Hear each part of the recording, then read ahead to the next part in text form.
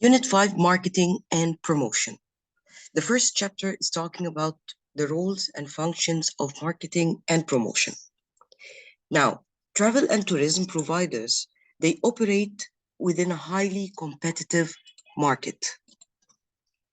Organizations must constantly try to find ways so they can promote themselves and to raise awareness of the products and services they are offering. In 1976, the Chartered Institute of Marketing has defined marketing as it is the management process that is responsible for identifying, anticipating, and satisfying customer requirements profitably. Okay, this was in 1976. They want to say that the management process regarding marketing, it is very responsible to identify the customer requirements, to anticipate and try to know the customer requirements, okay, and satisfy the customer requirements. The most important thing, they have to do it profitably.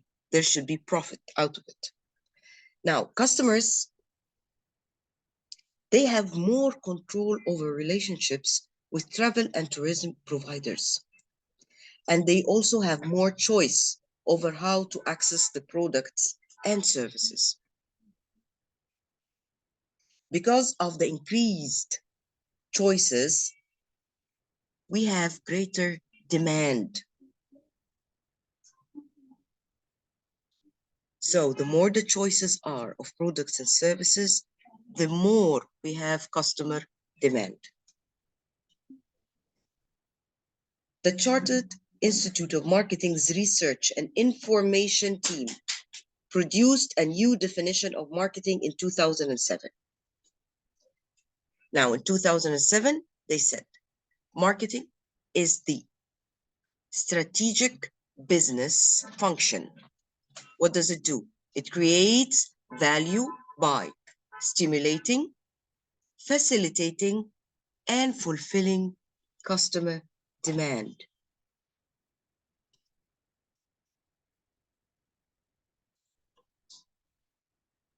So the definition goes to explain how the process of marketing achieves all these things.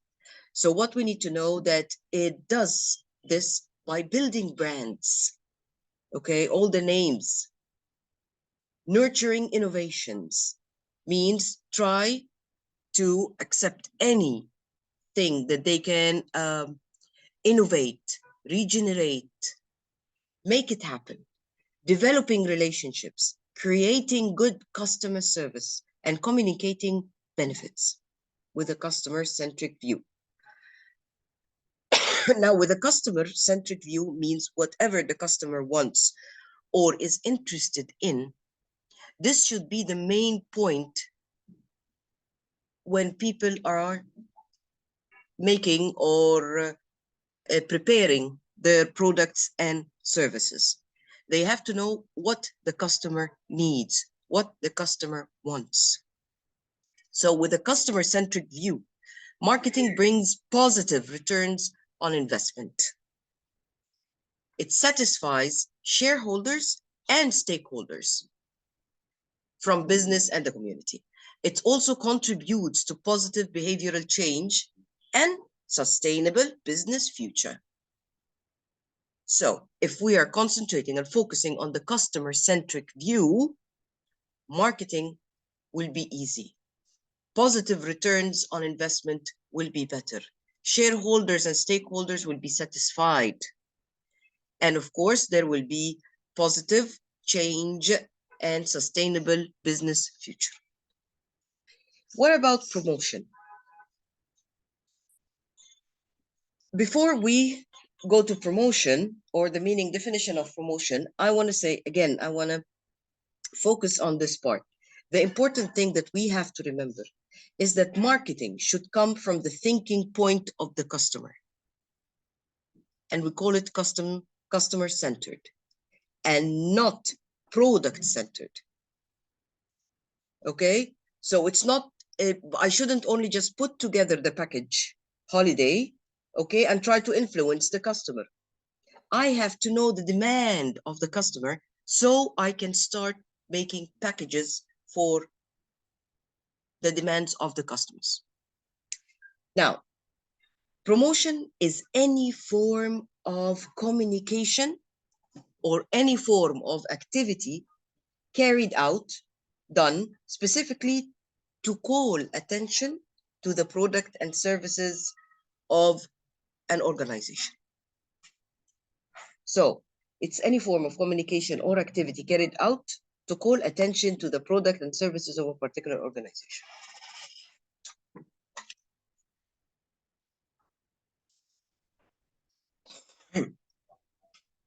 Next, we want to identify and to explain why marketing and promotion are very important to travel and tourism providers. First thing we're going to talk about are the functions of marketing. What are the functions of marketing? The first one, increased sales, usage, and profitability. Number two, competitive advantage. Three, positive organizational and product image. Four, customer satisfaction, brand loyalty, repeat business. Okay, the first thing is increase sales, usage, and profitability. Marketing is important to increase the number of sales. That's why we need it. We want the sales to increase. We want to sell more our products and services. And this happens in the private sector. Okay, because it happens more in the private sector. I need to increase the number of sales because I need to increase the profit of the organization. That's why this is important in the private sector. In the public sector, I need to increase the usage patterns using of a certain facility. I want more people to use the facility. Okay, it means that organizations, whether in private or public sector, they use marketing to increase the size of their customer base. They want more customers. That's the meaning. Increasing the customer base means, or the size of customer base means, they need more customers. Okay, they want to continue to attract customers, the old ones and new ones. In a profit-seeking organization, an organization that seeks profit, that wants profit, the larger the customer base, the more the customers, what happens? The more likely the organization will be in boosting the value and the volume of its sales. The value of its sales increases and the number of its sales increases. Okay?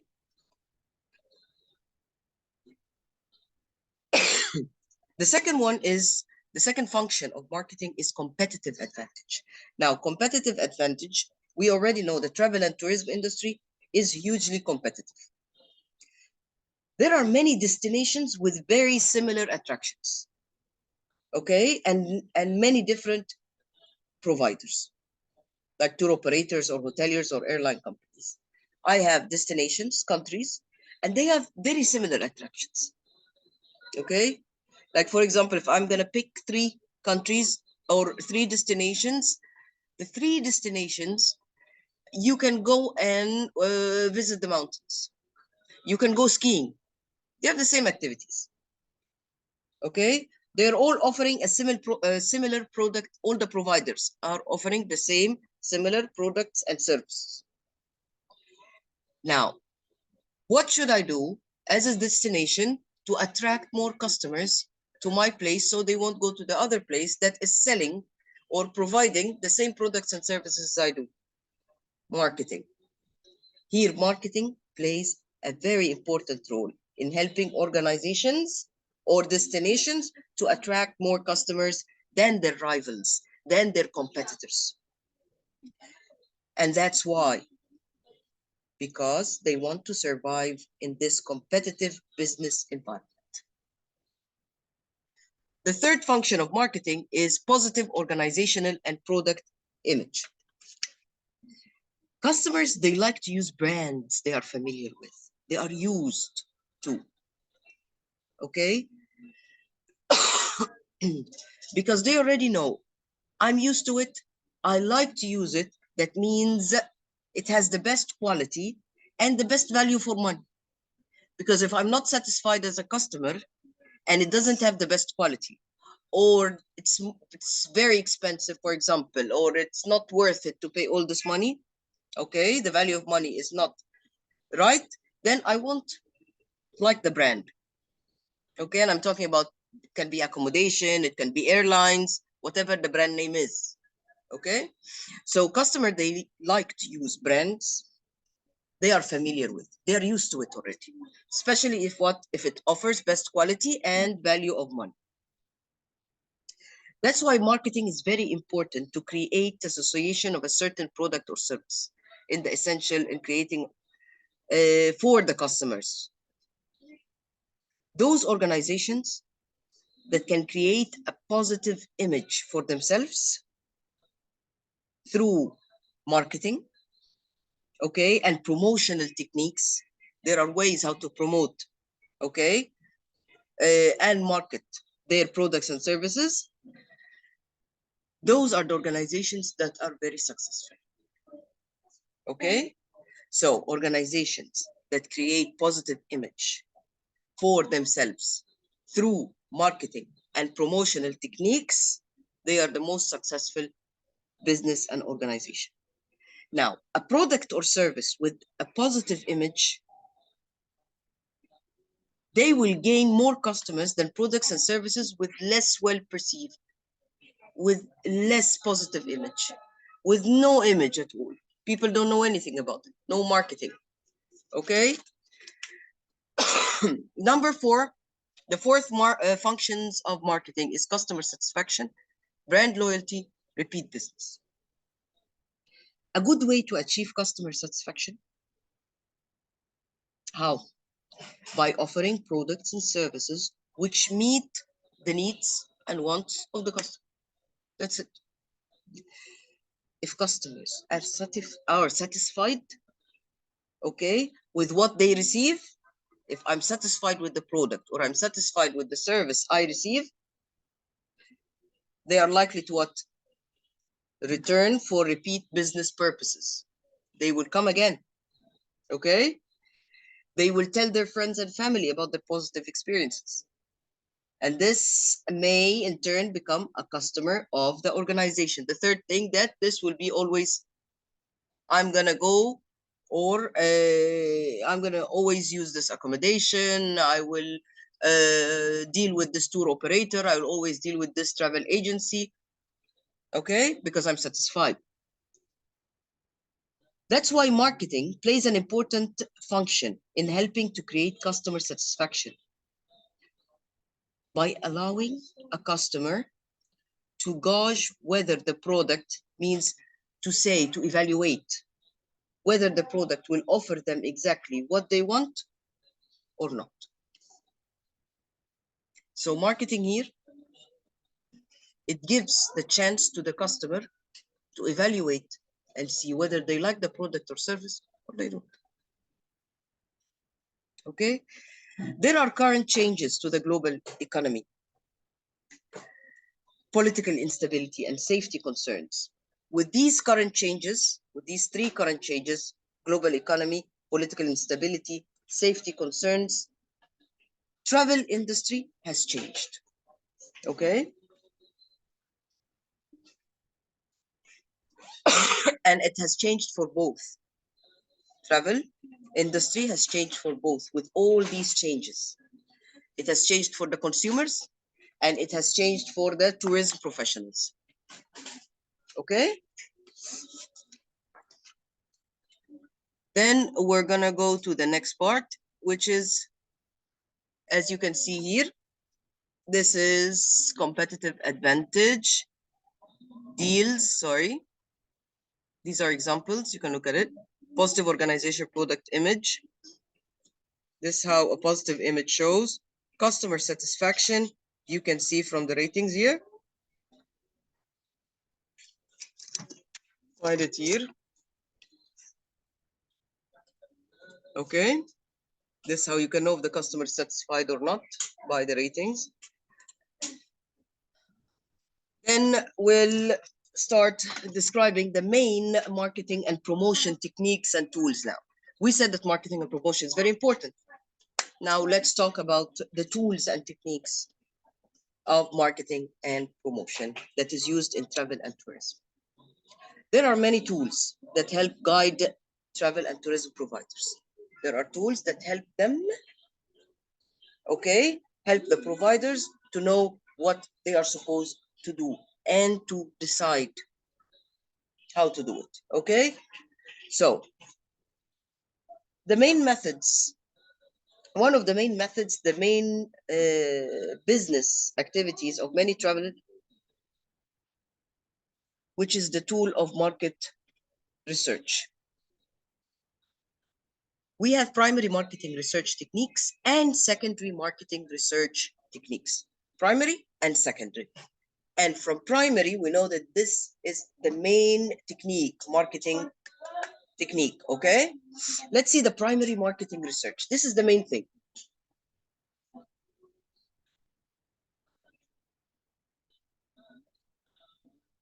According to the Chartered Institute of Marketing's new definition of marketing, okay, organizations, they want to fulfill customers' demand. This is the main thing. So according to that definition of marketing, all what the organizations are thinking about is to fulfill the customer's demand. Market research, it helps them, or it helps the organizations to know exactly what these demands are likely to be. What do they want? Okay, and it can result in travel and tourism providers putting together holiday products. Now, when I know what the customer needs, this will help the providers. I know how to put together a package, okay? Products, services that exactly matches the demands of the customer. So market research is very important so the organization can know exactly what are the customer's demands so they can work upon. According to the Market Research Society, market research is defined as the planned process. It's a process that is planned of collecting, recording, analyzing, and evaluating data about what customer and the market is. That's it. So that's the definition of market research. It's a planned process. Definitely, it should be planned. Any research should be planned. Of what? Collecting and recording and analyzing and evaluating data about customers and the market itself from both. Market research, it can be carried out in a number of different ways. How to do the market research? There are different ways to do the market research. Some larger organizations, they might decide to conduct the research themselves. So some organizations or providers of products and services, they will say, you know what? My organization will conduct or will do the market research itself. I have a marketing department. Okay, they have professionals, they have people who are working, and they have a marketing department.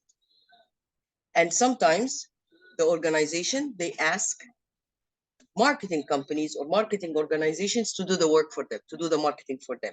And of course, when you do that, it's more costly. You pay more money. Okay, now there are 5 stages of market research process. As you can see here, this is another example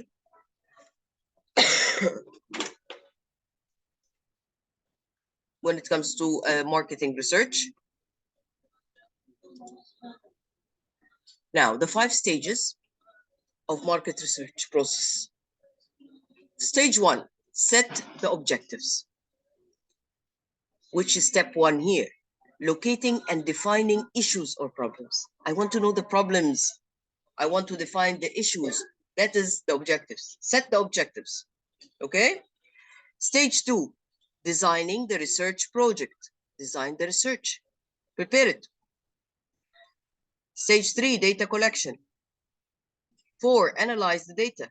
Means interpreting research data. I open the data like the one before, and I start analyzing, interpreting it. Okay? And then the last one is report the results. Reporting research findings. Okay? We're going to talk about each step very quickly. Stage 1, set the objectives. Means identifying the problem. And this is the initial stage. Number 1, I have to identify the problem. Okay? The purpose for conducting the research. Why am I doing the research? If I'm going to give example, for example, let's say the Maldives appeal only to the honeymoon and diving segments. This is an example. This is the problem. This is the objective. That I'm saying that Maldives only, it's only good for divers and honeymooners. This is not going to work. Okay? This is the objective. This is the problem. Now I'll start doing the research. Is this true? Design the research. This is stage 2. During this stage, a detailed plan of action. I have an action plan. In details, it's drawn up. What should I do here? Identify the time scale. Okay, that I need to finish this research. Okay, and resources required for the research. What do I need? What kind of resources I need? As well as I have to decide the research methods that I will use. What are the methods that I will use to make the market research? Okay, I'm gonna use graphs, I'm gonna do interviews. What exactly? I'm gonna remember the methods. Okay, talked about what are the marketing methods or research methods, sorry, that I'm going to use in this marketing research. Number 3, data collection. Sorry. This is the stage when the main research activities, you're starting already your research. You're carrying the research, carrying out the research. Now, in stage 1 and 2, you have data collection already. Techniques will have been selected. I've chosen already how to collect my data. I've chosen the problem. Stage 1 and 2, I have the problem, and I chose the methods and techniques that I'm going to use for the market research or to collect the data, right? Now, stage 3 is collecting the data, actually collecting the data. Stage 4, analyze the data. Once all of the data has been collected, when I have all the data with me, now we need to have it collated and interpreted. Collated, it's like organizing the information data I got and interpreted properly. Okay. And depending on the type of data collected, it may be possible to carry out statistical analysis. Sometimes you can do statistical analysis and sometimes not. Stage 5, the last stage, which is reporting the results. Okay, report the research findings. Overall findings from the research will be presented. Here we go. I'm done with my market research. Drawing conclusions against the original objectives. Drawing conclusions. I have the outcome. Okay, against the problem that I got. And the problem, the example I gave you, for example, is Maldives appeal only to honeymoon and diving segments. Okay. Oh, they did the research and everything. And they said what? Market research disproves the theory that the Maldives has a very narrow target market for tourism purposes. No, it doesn't have a narrow target market. Finding instead that many families and elderly visitors are also attracted to the area, as well as the honeymooner and diving market. So it's not only those two market segments. No, it's also families, elder people. They would love to go and visit. So they disproved the problem, the objective. But how? By doing the market research. Okay? So now they can start working. Then we're going to talk about primary market research and secondary market research. As you can see here, we have the primary market research. These are examples we're going to talk about now, all of these. And these are examples of the methods used to do the research. Okay? When we talk about it, you'll understand those examples. Now, we can say primary market research or field research. Okay? Field research. This type of research requires the organization to what? To go out to the market. That's why we call it field research. Go out to the market and find out customers' experience and what are their expectations. Okay? Because there are many commercial organizations which will carry out primary research on behalf of the organizations. But this will be costly, as I said before.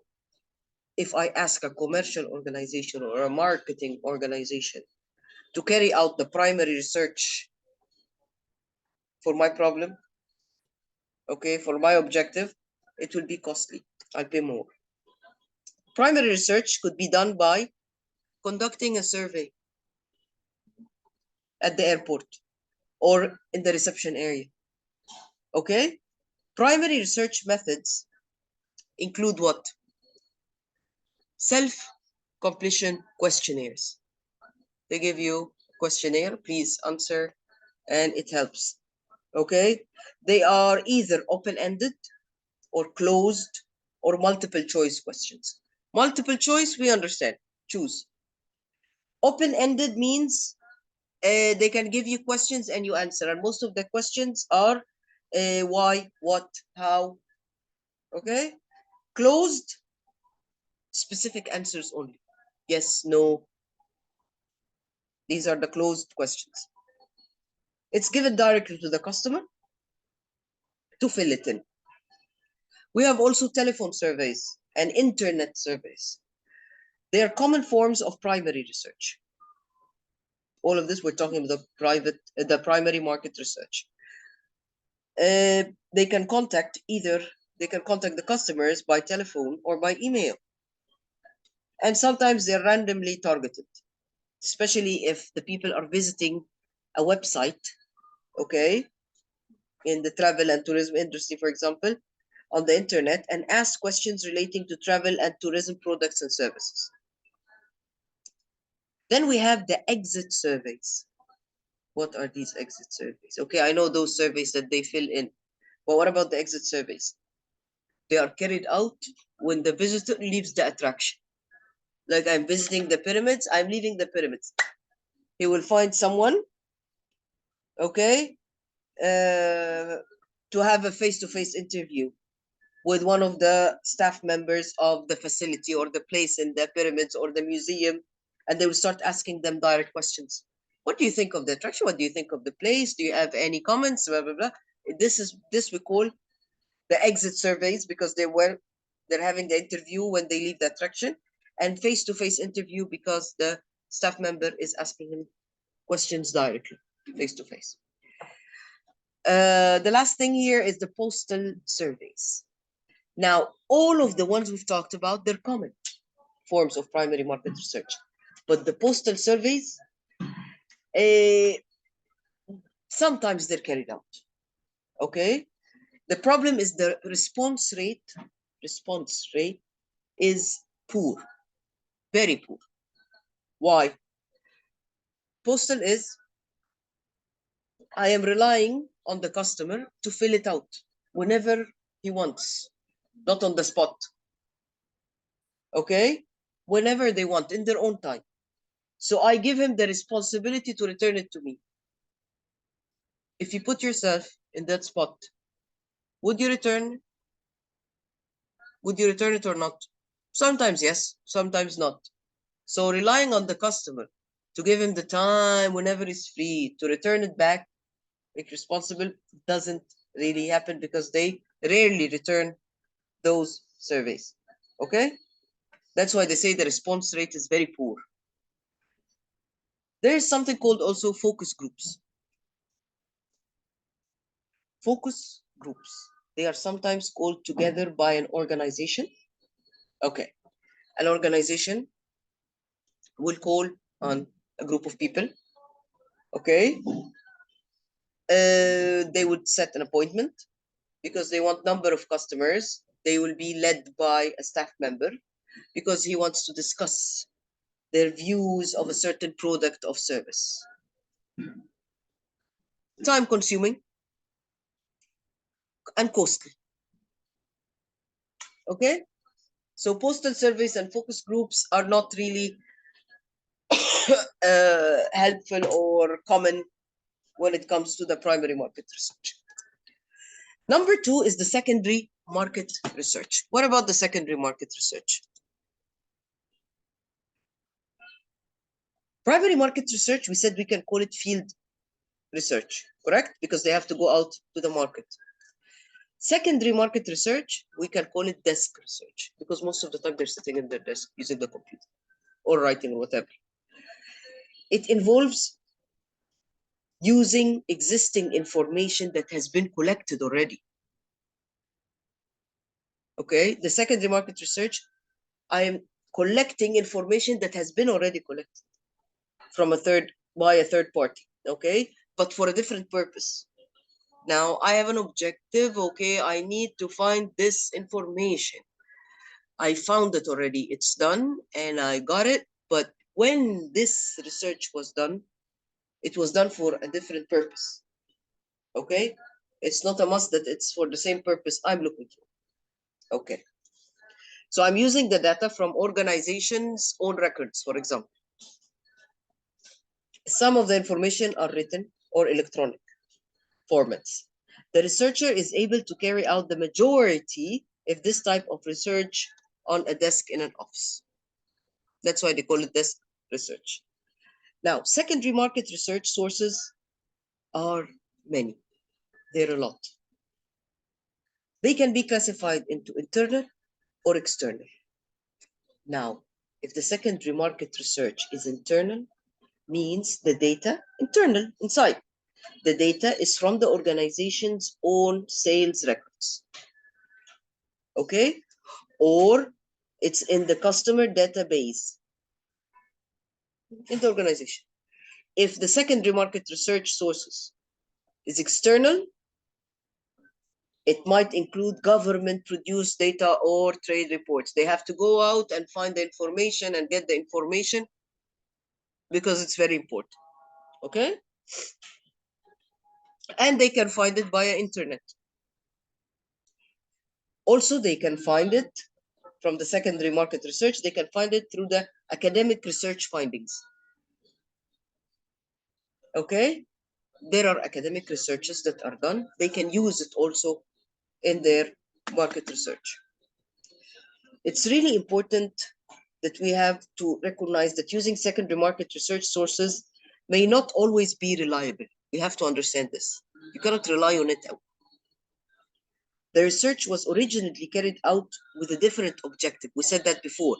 Because when I'm collecting all this information that was already done for other purposes, it's not reliable. Things might have already changed when those researches were done, when those data were collected at that time. Okay, it might not be irrelevant to what you're looking for. It might be outdated. You know what happened, the information you're collecting is 2 years ago. Today is different than 2 years ago. Okay, this is what they mean. Then we're going to go to the qualitative and quantitative data. Here we go.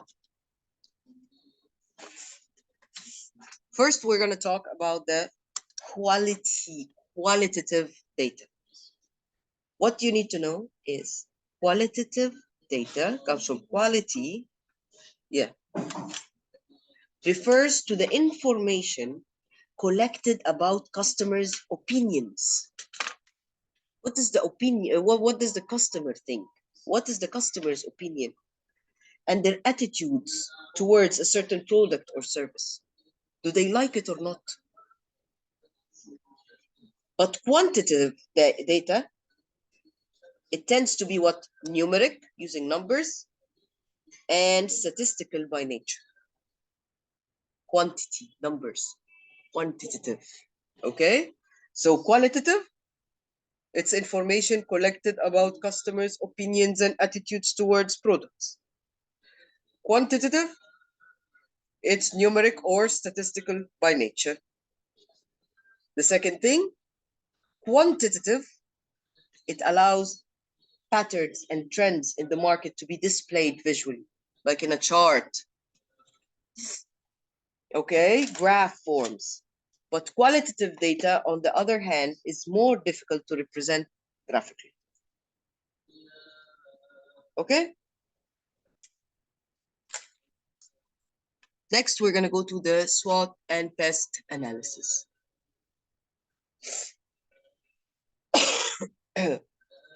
Now, the SWOT and PEST analysis, they are accurate assessments. When they do them, when they work on them, they use them, they're really accurate. They're situation analysis. Okay, the results are really good.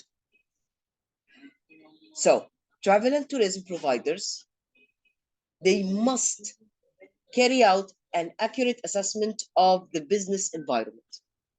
Okay? Whether their business has been going on for a while or a new business you're going to open. They have to carry out what? An accurate assessment. I want to know, am I going to lose? I'm going to be successful? I shouldn't start the business. I should continue. You have to know by using accurate assessment. The results of these assessments, or we can say situation analysis, okay, enables the travel and tourism provider to identify all the positive and all the negative influences on its business activities. My business is offering activities. I want to know what are the positive and negative influences that's affecting. Correct? Now, it also allows any organization to recognize those influences within, if they are within its own control. Okay, the providers, they want to know, the owners, they want to know if there are positive or negative influences affecting their business, right? Okay. They also have to know if those influences are internal influences from their organization, the problem is in their organization, or they are external influences, means they're out of their hands, it's outside of the organization. Okay? Means internal influences, it's those influences are within its own control. They can control it. But external, it's what? Beyond its own control. This is the difference between internal influences and external influences. Now, SWOT analysis, it's a marketing tool. It's used for marketing. It's a marketing tool. It's used in many businesses. Okay? It stands for what? Why do I say SWOT? It stands for strength of the business, weakness of the product. Could be product, could be business, service, okay? Opportunities it has, and what are the threats? Okay? This is the SWOT. These aspects are assessed. They have to do the assessments for the strength of the product, the weakness of the product, the opportunities of the product, the threats of the product. Okay? Organization, or it could be about an organization itself, the business, as I said, or a product, or a service, or a destination. Okay? Strength and weakness are internal factors. When they assess and they find strength and weakness, it's always within their control. They can fix this. Okay? But when they have external factors, they are the opportunities and the threats. So strength and weakness are the internal factors that is within their own control. Beyond their own control, are the opportunities and the threats. Development within the travel and tourism industry relies heavily on the outcome. To think of developing the business in travel and tourism, it depends on what, relies on what, and it relies heavily on the outcome of the SWOT analysis. They do the analysis of the SWOT, and then they decide if whether the business or the product or the service or the destination should be developed or not, using the SWOT analysis. Okay, on the other hand, if the results of the SWOT analysis show that a particular destination has many strengths and the market situation has lots of opportunities. If this is high, if both of them are high, strength and opportunities, you think you can develop the destination? No. If the strength and opportunities are high, there are lots of strength and lots of opportunities for the market. You think this destination they need to develop or no?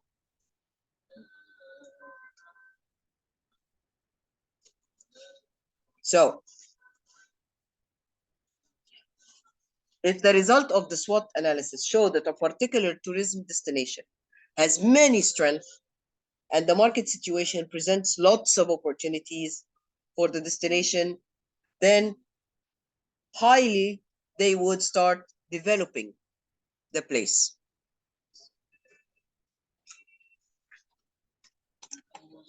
The second part of the destination of a situation analysis usually takes the form of a pest analysis.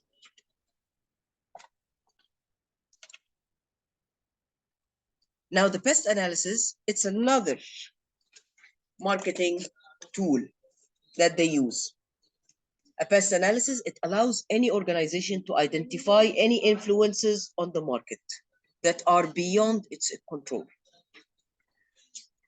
When we understand these forces, a tourism provider is better placed to assess how great a risk these external factors pose to the market or their business. Now, if we're going to look here, we have the political factors, we have the socio-cultural factors, economic factors, and technological factors. So all of these, I want to see, are these forces affecting my business or my product or the destination in a positive way or in a negative way? If we're going to talk about the political factors, there are organizations with the travel and tourism industry are regulated by government or controlled by other regulatory bodies. Okay, why is this happening? Because to protect the customers, to protect the suppliers and the environment. If there are civil or if there is civil unrest, there are problems in the country, or there are acts of international terrorism, this also exerts political influence within the industry. What about the economic factors? For example, foreign exchange rates. In periods of recession and the global economy, they all play important roles in exerting or bringing positive or negative influences on tourism. In recent years, the global economic downturn, it led to less disposable income. So because of the global economic downturn in a certain time, people started to have less disposable income. And the outcome was that we had fewer